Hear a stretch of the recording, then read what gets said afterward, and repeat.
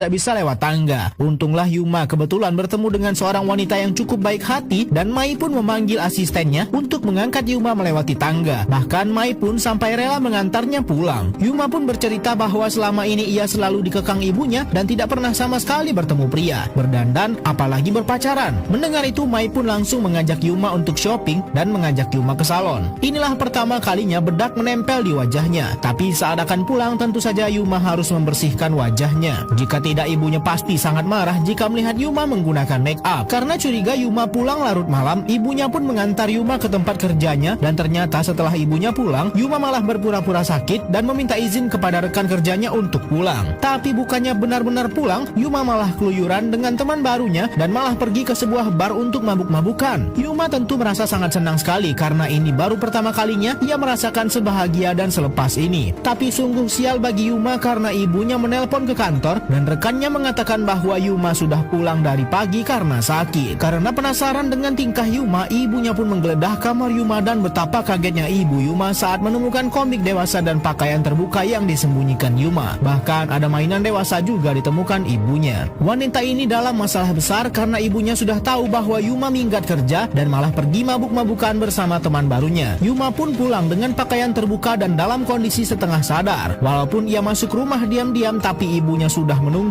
dan meluapkan amarahnya kepada Yuma. Kali ini Yuma tidak lagi diam saat dimarahi ibunya dan ia pun melawan. Bahkan Yuma mengatakan ia bisa melakukan apapun sendiri dan tak butuh bantuan ibunya lagi. Ia pun merangkak ke kamar mandi dan ingin menunjukkan bahwa ia sudah bisa mandi sendiri tanpa bantuan ibunya. Karena kesal ibunya benar-benar meninggalkan Yuma di kamar mandi sampai pagi hari. Karena memang Yuma tidak bisa keluar sendiri dari kamar mandi ini. Tapi karena kasihan ibunya pun mengeluarkan Yuma. Setelah kejadian ini Yuma pun dikurung di kamarnya dan hanya boleh keluar bersama ibunya untuk pergi ke rumah sakit melakukan terapi sarafnya. Namun Yuma tiba-tiba minta diantar ke toilet dan meminta perawat untuk meninggalkannya sebentar. Ternyata Yuma berencana untuk kabur dan cepat-cepat ia mencari jalan keluar dari rumah sakit. Perawat yang sadar Yuma sudah tidak ada di kamar mandi langsung melapor kepada ibunya. Tapi tentunya Yuma sudah berhasil kabur jauh meninggalkan sang ibu. Karena pertengkaran besar dengan ibunya, anak difabel ini pun kabur dari rumah dan menemui Nyonya Mai yang kini menjadi teman barunya. Nyonya Mai malah mendukung aksi Yuma dan meminta asistennya untuk memberikan Yuma tempat tinggal sementara. Ibu Yuma mencoba melapor polisi, namun polisi malah balik memarahi ibu Yuma karena sudah lalai dengan anaknya yang difabel. Yuma kini tinggal di rumah Toshi, asisten Mai yang selama ini membantunya di dunia luar. Yuma pun datang diam-diam ke kantornya hanya untuk mengirim sebuah surat lalu pergi begitu saja. Toshi benar-benar memperlakukan Yuma dengan sangat baik, bahkan Toshi mau mendengar cerita kisah hidup Yuma sepanjang malam. Dan Yuma mengatakan bahwa ia sangat ingin bertemu dengan ayahnya. Ibu dan ayah